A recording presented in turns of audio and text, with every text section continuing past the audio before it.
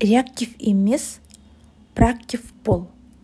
Қандай болсан, солай көрін, немесе қалай көрінсен, сондай бол. Мәулана. Проактив дегеніміз сыртқы ықпалдың әсеріне егіліп кетпей, адам өзінің ішкі құндылықтарын берік сақтап өмір сүру әдебі. Мысалы, балапан уақыты толып жұмыртқа жарып шыққанда ғана әрі қарай өмір сүре алады. Егер уақыты толмай жұмыртқа сыртқы ықпал әсерінен жарылса, балапанның тіршілігі сол мезетте тоқтайды. Ықпалды күш сыртта емес, іште болғанда ғана адам өзінің дербес өмірін сүре алады. Жан дүниесі бай, ішкі құндылығы берік жандар өздерін өзгелерден биік көрсетуге ұмтылмайды. Өзгенің сөзінен де, өзінен де қорықпайды. Ешкімнің пікіріне тәуелді емес, өйткені олар өздеріне сенімді. Олардың арқа сүйер тірегі ішкі берік құндылықтары. Сондықтан олар ешкімге еш нәрсені дәлелдеуді қажет етпейді. Олар не жасаса да біреумен бәсекелесіп, ат оздыру, мықтылығын дәлелдеу үшін емес, өзі үшін һәм іштегі берік құндылықтары негізінде жасайды. Олар алдына қойған мақсатына жетпесе де, жасалып жатқан істен, яғни процестің өзінен ләззат алады. Нәтижеден бұрын амалдан бақыт табады. Мұндай адамды байлық та, кедейлік те өзгерте алмайды. Олар байлық пен биліктің буына мастанбайды. Қарапайымдылығынан жаңылып, адамдығынан адаспайды. Кедейлікке ұшыраса өмірден түңіліп кетпейді. Қатардағы қара жұмысты істеуге арланбайды. Өйткені олардың мінезі сыртқы ықпалдарға тәуелді емес, өзіндік ішкі берік құндылықтарға қаланған. Ішкі құндылық дегеніміз адамның адамгершілік өзегі. Ал адамгершіліктің өлшемі жаратқанның қалауына сай ғұмыр кешу. Ынта ықыласынды бір Алланың ризашылығына қарай реттеу, әрдайым Алланың назарында екендігіңді сезіну, яғни ықылас мақымы. Пенде ішкі құндылықтары мықты болмаса, өмірдің қалтарыс бұлтырысында жол таппай адасып қалады. Ішкі құндылықтарына берік сүйенген адам ғана қоршаған ортаның үдемелі өзгерістеріне төтеп бере алады. Ішкі құндылығы мықты адам өз ісін сапалы, тиянақты жасайды. Мұндай адамға ауа райының қолайсыздығы немесе ақысының аздығы секілді сыртқы фактор әсер етпейді. Нендей жағдай болса да істі сапалы атқарады, немесе сапасыз жасаудан бірден бас тартады. Өйткені оның ауа райы өз ішінде, сыртқы құбылмалы санаға тәуелді емес. Яғни өмір сүру әдебі ішкі құндылығына айналған адам қай жерде, қандай қоғамда болсын, өз орнын тауып өмір сүреді. Мейлі, ол өз үйінде болсын, я болмаса, ешкім жоқ айналада жүрсін, ішкі тәртібінен айнымайды. Жалғандықты көрсе, рухы мазасызданады. Өкінішке орай, қазіргі күні көше, қоғамдық орындар, табиғат аясы қоқысқа толып қалуы адамдардың ішкі құндылығының жоқтығынан. Жоғарыдағы әрекет бұқараның ең қарапайым тазалық құндылығын бойына дұрыс сіңіре алмағандығынан туындап отыр. Олар үйін, киімін, ауласын, көлігін таза ұстауы мүмкін. Мұның өзі ішкі құндылықтардан емес, ұят болмасын, адамдар не дейді? Деген пенделік алаңдаушылықтан ғана туған құбылыс. Осы алаңдаушылықты тудырып тұрған сыртқы себептер бой көрсетпескен сәтте тазалық жоғалатындығы сондықтан. Бір жақын танысым болды. Қашан барсам, үйі шашылып жататын. Бұл жағдай үйдің ескі әрі тар болғандығына шығар деп ақтауға тырысып, кең үйге көшсе мұнтаздай таза ұстайтын болар деп үміттенетінмін.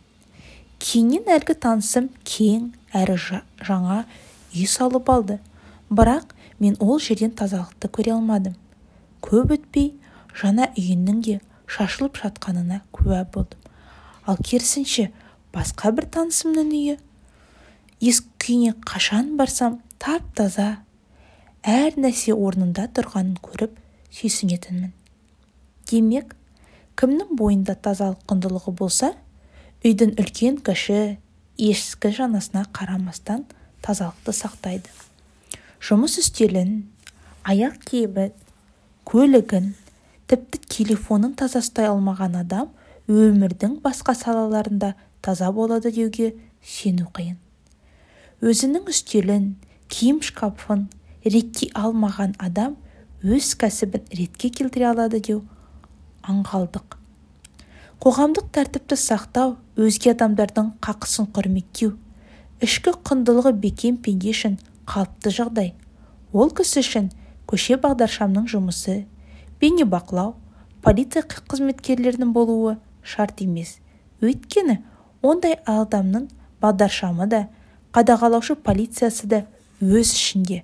Сол сияқты отбасы өз өмірінің басты құндылығына айналған адам оларға бөлінуге тиіс уақытты басқа нәрсеге айырбастай алмайды.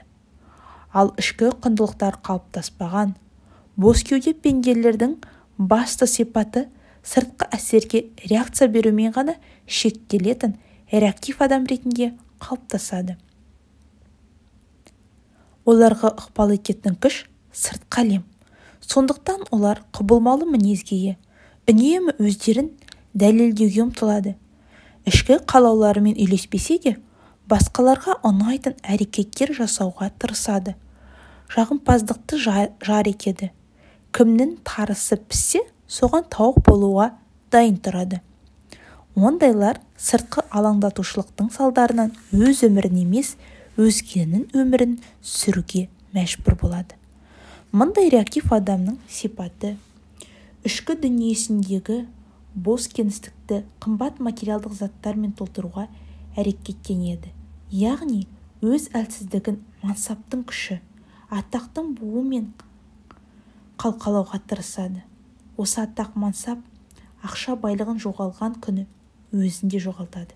Тіпті өмірден түңіліп күйзеліске ұшырайды. Өйткені олардың тірегі ішкі құндылықтары емес, сыртқы құбылмалы жалған дүниелер болады. Мұндай адамдар басқалардың қошеметіне, мадақ мақтауына зәру. Сондай-ақ өзіне бағытталған кез келген сын мен сынақтан өлердей қорқады. Еш нәрсе жасалмаса жасалмасын, ең бастысы жұрттың сыны мен даттауынан аман болса болғаны. Осыны көңіліне меге тұтады. Реактивті пенделер үнемі ел не дейді, жұрт қате түсініп қалмасын, дұрыс жасай алмасам елге күлкі боламын, ағайын туыстан ұят болады, тағы басқа алаң үстінде өмір сүреді. Мұндай ішкі қорқыныш келелі іс бастауға, жүйелі жоспар жасауға кедергі келтіреді. Өйткені барынта жігері мен қайрат қуатын сыртқы алаңдаушылық ыдыратып жібереді. Біздің қоғамда сыртқы алаңдаудан құтыла алмай, өзіндік құндылықтарды жиыстырып қойып, өзінің емес өзгенің өмір сүру жиі байқалады. Адамдардың көбі жоғарыда айтқанымыздай, сыртқы алаңдаушылық салдарынан банктен кредит алып, қарызға белшеден батып, дүркіретіп той жасайды. Егер ішкі құндылық басым болғанда, мұндай кіріптарлыққа ұрындыратын әрекетке бармас еді. Керісінше, үлкендердің бата тілегін алып, көрпесіне қарай көсіліп, шағын ғана той жасар еді. Мәулананың «Қандай болсан, солай көрін» немесе «Қалай көрінсең, солай бол» дегені қандай керемет айтылған. Жұрт не дейді деген қорқыныш пен ел десе екен деген мақтангершілік сені әрдайым өз болмысынан ажыратып, қандай болсан солай көрінуге кедергі келтірері анық. Бұл түсінік өзінің емес, өзгенің қалағанындай өмір сүруге итермелейді. Нәтижесінде сен болудан қаласың. Уақыт сүзгісінен өткен, ішкі құндылығын терең ой, таза ақыл, ыстық қайрат негізінде қалыптасқан болса, елдің сен туралы не ойлайтыны маңызды емес. Һәм елдің сөзі үшін алаңдап қорқудың, ұялудың қажеті болмас еді. Ежелгі ғұламалардан жеткен сөз бар. Жасап жатқан ісіне ұлы жаратушы риза болғаннан кейін бүкіл әлем қарсы болса да, ондай қарсылықтың еш зияны жоқ. Ал керісінше, барлық адам риза болып, жаратқан ол ісінді дұрыс көрмесе, ондай ризашылықтан да еш пайдасы жоқ. Кейде қарапайым әрекеттің өзін жасауға сыртқы алаңдаушылық бөгет болып жатады. Мысалы, басшының алдына барып, мына мәселені көтерсем, қате түсініп қалмай ма? Деп қандай да бір қателікті айтуға батылың жетпей жатады. Көптің алдына шығып, сөз сөйлеуге қысылып, тартыншақтаудан да себеп осы сыртқы алаңдаушылық. Абай атамыздың көп айтса көнді, жұрт айтса болды. Әдеті надан адамның деген дәл осы реактивті көзқарас. Қандай да бір істі жасауға сыртқы алаңдаушылығыңыз кедергі келтіріп тұрса, өзіңізге менің жасайын деп тұрған ісім дұрыс па, әлде теріс пе деп сұрақ қойыңыз. Егер дұрыстығы мен қажеттілігіне көзіңіз жетсе, ешкімнің сөзінен де, өзінен де қорықпаңыз. Ниеттенген жұмысыңызды бастаңыз. Адамдардың бәріне ұнау мүмкін емес. Баршаға жағуға міндетті емессіз. Адам бар жерде түрлі ойда, пікірде болады. Қарсы пікір айтатын, басқаша ойлайтын адам әркез табылады. Бастысы өз құндылығына сай, өз өмірінде сүру. Біздің кез келген әрекетіміз дұрыс құндылықтарға негізделіп, түзу өлшемдердің кезінен өткен кезде ешкім бізге теріс ықпал ете алмайды. Біз өзіміз түзелгенде, адамдардың біз жайлы сөздері де, өздері де кері әсер етпейтін болады. Бұл жайлы Құранда, уа, иман келтіргендер, сендер әуелі өздеріңді түзеңдер, өздеріңді дұрыс жүріп, тура жолда болсаңдар, өмірде өздерін жоғалтып, адасқандар сендерге кесірін тигізе алмайды. Бірақ осы құндылығымен өмір сүруді бетпақтықпен шатастырып алмаңыз. Егер жасап жатқан ісіңіз қате, һәм шынымен де ұят тірлік болса, онда кешірім сұрап, кері шегініңіз. Өйтпегенде ұятсыздық, бетпақтық болады. Сіздің өміріңіз шектеулі, сондықтан оны басқалардың өмір сүру арқылы босқа өткізбеңіз. Сізді басқалардың ойымен өмір сүруге итермелейтін догмалық тұзаққа түсіп қалудан абай болыңыз. Ішкі үніңді басқа адамдардың ой пікірінің шуы тұншықтырып тастамасын. Оған әсте мүмкіншілік бермеңіз. Ең бастысы жүрек үні мен ішкі түйсігіңіз бойынша әрекет етуден қорықпаңыз. Өйткені жүрегіңіз сіздің кім болғыңыз келетінін жақсырақ біледі. Стив Джобс. Жүсіп пайғамбар ғибраты. Құранда баяндалған Жүсіп пайғамбардың ғибраты ғұмырын оқығанда, оның қандай жағдайға тап болса да, тура жолдан еш таймағанын, Алласымен әрдайым бірге болғанын байқаймыз. Юсуф сүресінің 5 жерінде Жүсіп пайғамбарға қатысты Алланың көріп тұрғандай жақсылық жасайтын ізгі жан екендігі айтылады. Жақып пайғамбардай әкенің ерекше мәпелеп өсірген баласы Жүсіп әуелі өз бауырларының қызғанышы салдарынан айдаладағы құдыққа тасталады. Жолай аялдаған керуен құдықтың ішінде жападан жалғыз қалған жас бала Жүсіпті көріп, өздерімен бірге ала кетеді.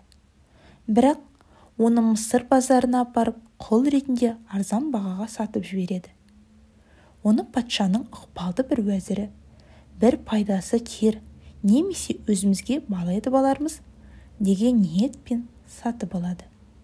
Тағдырға қараңыз, кеше құл дәрежесіне түскен Жақыптың сүйікті ұлы енді міне уәзір сарайында, шем дегені алдында, киім дегені үстінде. Бірақ сарайдың мұндай сән салтанатты өмірі Жүсіпті тура жолдан тайдырып, алласынан алыстатқан жоқ. Оған дәлел сұлулығына көз тоймайтын сымбатты жігіт Жүсіпті уәзірдің әйелі оңашада төсек қатынасына шақырып азғырғанда ол «Құдайдан қорқамын» деп ойнас жасаудан бас тартады.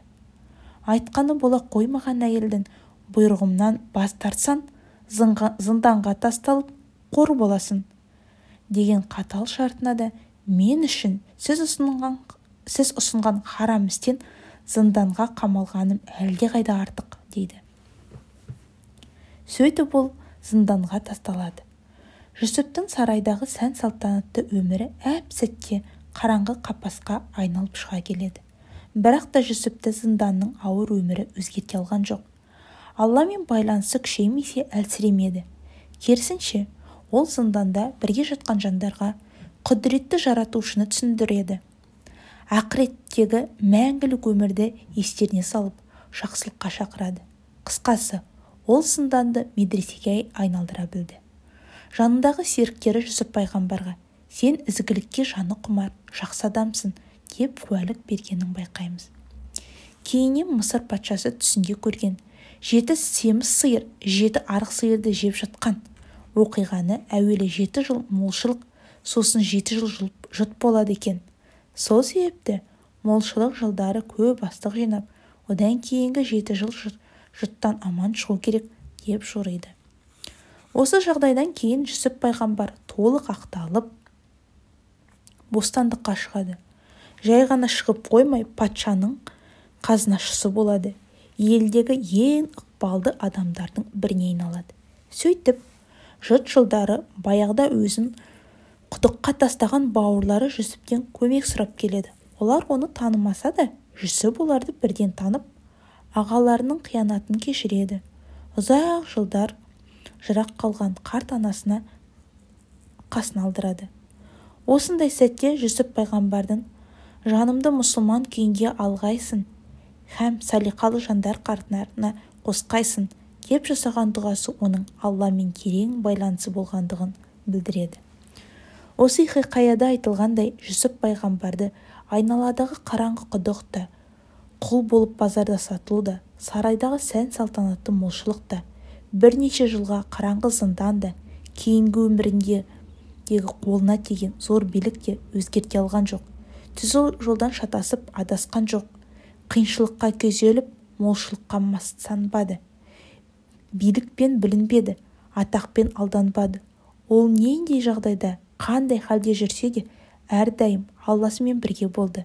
Қысқасы, Жүсіптің ғибратты ғұмыры өмірдің қалтарыс-бұлтарысына қарамастан, ішкі құндылықтар мен өмір сүрудің, тура жолда тұрақты болудың жарқын үлгісі іспеттес. Екі кеменің басын ұстама. Барлық нәрсені бір сәтте меңгеремін, бәріне бірдей үлгеремін деу көп жағдайда адамды жеңіліске ұшыратады. Әр нәрсенің басын бір шалған адам ешбірін жарытпайды. Сондықтан күрделі істерді рет-ретімен, кезең-кезеңмен меңгеруге тырысыңыз. Әрі керемет суретші, әрі мықты кәсіпкер, әрі әйгілі әнші боламын деп барлығына бірдей ұмтылу, екі кеменің басын бірдей ұстаған сияқты қатерлі құбылыс. Мұндай адам суға кетеді, басқа жол жоқ. Тек жаныңыз қалаған бір іске ғана басымдық беріңіз. Біреуін тыңғылықты игергеннен кейін екіншісін қолға алыңыз. Әрбір істі тыңғылықты меңгеріп, үйренген сәтте өзіңізге деген сенімділік пайда болады. Жеңімпаз рух сізді екінші ішке шабыттандырады. Тұлғалардан үлгі ал. Өзіне сенімділік ұялатудың бір жолы айналандағы жетістікке жеткен тұлғалардан үлгі алу. Олардың өмірі және басынан өткізген оқиғаларын зерделеңіз. Олар жайлы кітаптарды оқыдыңыз. Бұл сізге керемет шабыт береді. Жетістіктерінен ғибрат, қателіктерінен сабақ аласыз. Айналаңызды жіті бақылаңыз. Кез келген оқиғадан шабыт алуыңыз мүмкін. Өз басым 30 жасыма дейін көлік жүргізе алмайтынмын. Әрине, бойымда көлік жүргізе алмаймын деген сенімсіздік болды. Көлікпен қиылыстарда кері айналып, бұрылатын сәттер маған қорқынышты көрінетін. Осындай сәтте басқа көліктермен соғысып қалатындай күйде болатынмын. Бір күні көшеден көзілдірік таққан қалтыраған кәрі кемпірдің көлік жүргізіп бара жатқанын көріп, сонда мен мына кемпірден де қабілетсіз қорқақ болғаным ба деп намыстандым. Сөйтіп көлік жүргізуді үйрететін курсқа жазылдым да үйреніп алдым. Аз-аздан, бірақ үздіксіз жаса. Тіл алсаң, қол қысқартып, тіл ұзартпа, ауыр жүк асқар мойнына артпа. Мәшһүр Жүсіп. Өз-өзіне сенімділік ұялату үшін қолына алған қандай да бір істі әуелі там-тұмдап, аз-аздан баста. Қазақтың тамшы тас теседі дегені сияқты, бірақ ұдайы үзбей жаса. Там-тұмдап болса да, сапалы атқарылған іс жиылып тауға айналады. Мұхаммед саллаллаху алейхи уассалам пайғамбар істің ең қайырлысы аз болса да ұдайы жасалғаны деп осыны айтып отыр. Бұндай аз-аздан іс атқару тәсілі Жапонның кайдзен бағдарламасында да бар. Ұлт көсемі Әлихан Бөкейханұлының ұлық іс ұсақтан ұлғаяды. Кірпіш зор емес, қаласаң қандай зор үй шығады дегеніндей. Абайдың ақырын жүріп, анықпас, еңбегін кетпес далаға деген сияқты үздіксіз жасалған іс түбі нәтижелі болады. Мысалы, адамның көбі кітап оқу үшін арнайы демалыс күндерін күтеді, немесе санаторий сияқты тыныш орын таңдайды. Келесі кітапты оқу үшін тағы сондай. Сөйтіп жылына 1-2 кітап оқуға ғана үлгереді. Өйткенше күнде таңмен немесе кез келген ыңғайлы уақытты белгілеп, күніне 3-5 беттен үздіксіз кітап оқуды дағдыға айналдырған тиімді. Бұл тәсіл арқылы әр 2 ай сайын 250-300 беттік бір кітап оқып тастайсыз. Кейін күндік оқу нормасын 7-10 бетке көбейтсеңіз, ай сайын бір кітап оқисыз. Сөйтіп, сізде күнделікті кітап оқу дағдысы қалыптасады. Мұның пайдасы зор. Ғылымда кішкентай болса да, бір істі тындырған кезде адам ағзасынан эндорфин гормоны бөлінеді дейді. Бұны бақыт гормоны деп атауы тегін емес. Аталған гормон бөлінген кезде адамның көңілі көтеріліп, тұлға бойында келесі іске шабыты оянып, өзіне деген сенімділік пайда болады. Осылай там-тұмдап үзбей атқарылған істің нәтижесі адам сенгісіз әсерлі болады. Кішкентай істің үлкен әсері жайлы өз өмірімен қарапайым мысал келтірейін. Әр жұмыс күні ең әуелі есік алдындағы күзетші, тазалықшы қызметкерлермен шынайы амандасып, олардың қасында аз аялдап, хал жағдайын сұраймын. Атқарып жүрген істеріне рахметімді білдіремін. Осы болмашы дүниенің нәтижесі де керемет. Жылы жүзбен амандасып, көңіл бөлгеніме олардың қуанғанын көрсеңіз ғой. Олардың күні бойы көңілді жүргені де байқауға болады. Олардың қуанышын көріп, менің де көңілім көтеріліп қалады. Бұлай жасау ең әуелі өзіме ұнайды. Сондықтан өмірлік әдетіме айналды. Бірде омыртқа сүйегімді қалпына келтіру үшін арнайы медициналық орталыққа барып, 1 ай жаттығу жасадым. Орталыққа таңмен таласа барып, тазалықшы апай мен массаж жасайтын маманға жылы жүзбен амандасып, арнайы ала келген алма, алмұрт секілді жемістерімді ұсынып, жұмысына сәттілік тілегенімде көңілдері көтеріліп қалғанын аңғардым. Кейін мен келмей қалған күндері алаңдаушылық білдіріп сұрастырғанын естідім. Сол сияқты өткенде супермаркеттегі бір қызметші апайға амандасып, жұмысыңыз қандай ұқыптылықпен жасайтынын айтқанымда, шекесі тырысып тұрған әлгі адам бірден көңілденіп, 40 жылғы сырласындай, сатып алушылардың бәрі сіз секілді болса ғой, ату бәрі шетінен нервный, деп мұнын шақты. Кейде болмашы істің әсері біз күткеннен де үлкен болады. Алла елшісі саллаллаху алейхи уассалам ешбір жақсылықты мынаның сауабы мен пайдасы кем деп азырқанбай жасай бер. Тіпті ол іс ұшырасқан адамның жүзіне күлімсіреу болса да деген. Мұндай қарапайым жақсылықты қарымы басқадан бұрын өзіне қайтады. Көңілің көтеріледі. келесі іске шабытын оянады. Ең бастысы өзіне сенімділік ұялайды. Әзірет Сұлтан мешітінде бас имандық қызметке жүргенде текті сөздің төрегі терме атты байқау ұйымдастырған едік. Сол байқауда Роман Бұрқыштың Кішкентай атты термесі бірінші орынды иеленді. Терменің артықшылығы адамдар елей қоймаған кішкентай дүниелердің маңыздылығын насихаттауында болды. Кішкентай. Жігіттер сөзге терең бойласаңыз, кішкентай ми тәнінді басқарады. Жалындаған қызыл өрт байқасаңыз, жарқ еткен бір ұшқыннан басталады. Алланы танып, адам ұғынады. Жұдырықтай жүрекпен сезеді де, тым бейіп бәйкеректе жығылады. Кішкене құрт түскенде өзегіне. Іздестен сұрағына жауабынды бір аят көңілінді тоқ қылады. Таудай қылып жинаған сауабынды тарыдай тәкаппарлық жоқ қылады. Шоршып жүрген шортандар теңізінде тым кішкентай қармаққа ілінеді. Көрті шқандар үнгітіп қазған інге жер тарпыған тұлпарда сүрінеді. Теңізді тіліп өткен кемелерді кішкентай тесік суға батырады.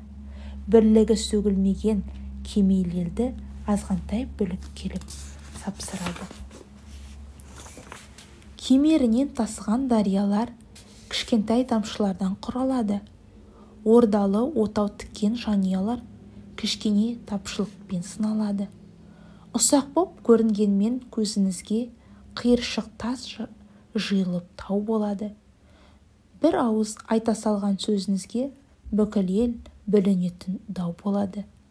Кішкентай кілттің үлкен үміт берсін, қақпасын ашар зәулім сарайлардың. Мылтықтың кішкентай шүріппесі, басына қайғы орнатқан талайлардың. Жәннаттан үй болады тіккеніңіз, сәл шыдап тұра алсаңыз сертіңізде. Мендей дәрі болса да ішкеніңіз, дауа болар мен деген дертіңізге. Намазға аз уақыт қимасаңыз, жоқ болар ақыреттің болашағы. Кішкентай күнәларды тыймасаңыз, тым үлкен күнәларға жол ашады. Жетпессің биік шыңға терлесең де, кішкентай қыр басына шықпасаңыз. Үлкенге қолын жетпес сермесең де, қадірін кішкентайдың ұқпасаңыз. Үйретілген шарасыздық. Асау ат алғашқында ноқты жүген салдырмайды, ертоқым қондырмайды. Үйреткен кезде орғиды, қарғиды, мөңкейді, тоңқиды, аунайды, бұлқынады. Бірақ бұл қарсылықтан нәтижесі шықпағандықтан ақыры көнеді. Бұны біз жуысады, үйретілді дейміз. Бұдан кейін үйретілген атқа әркім оп-оңай мінеді де қалаған жағына шауып кете береді. Қаласа бұл жылқы мөңкіп қарғып мінген адамды жығып кетуіне әбден болар еді. Бірақ олай жасамайды. Өйткені алғашқы қарсылық әрекетінің түк шықпағанын анық. Сөйтіп, ол хайуанда қарсылықтан нәтиже жоқ деген шарасыздық қалыптасады. Бұны ауылда өскен жандар жақсы біледі. Аттың аяғын тұсап тастап, бірнеше күн өткен соң тұсауын шешкен кезде бейне бір аяғында әлі тұсау бардай жылқы қосаяқтап, біраз уақытқа дейін секіріп жүреді. Америкалық ғалымдар судағы балықтарға тәжірибе жасаған екен. Үлкен балық пен оның күнделікті қорегі кішкентай балықты бір хауызға қатар жіберіп, бірақ арасында көзге көрінбейтін жұқа әйнек қабырға орналастырады. Үлкен балық әлгі кішкентай балықты жұту үшін ұмтылған сайын әйнекке соғылып, мәселе қайта береді. Ақыры нәтиже болмаған соң үлкен балық жайына кетеді. Енді ортадағы әйнек қабырғаны алып тастайды. Үлкен балықтың санасына бәрібір жей алмаймын деген үмітсіздік сенгені соншалық кішкентай балыққа мүлдем ұмтылмайды. Бұны психологияда үйретілген шарасыздық дейді. Жоғарыда кез келген істі қолға алғанда ретімен, аз-аздап бастаудың маңыздылығын айттық. Өйткені бұрын сонды жасап көрмеген үлкен істі бірден жасаймын деу ағаттық. Көбіне істің ретін білмегендіктен, тәсілін таппағандықтан сәтсіздікке ұшырау ықтималдылығы басым. Мақсатынан алыстаған сайын өзіне деген сенім азайып, бетің қайтып, басылып қаласың. Нәтижесінде үлкен балық сияқты қолыңды бір сілтеп, бейғам өмірдің дәлізіне түсесің. Немесе қолымнан еш нәрсе келмейді деген үмітсіздікке ұрынып, шарасыздыққа тап боласың.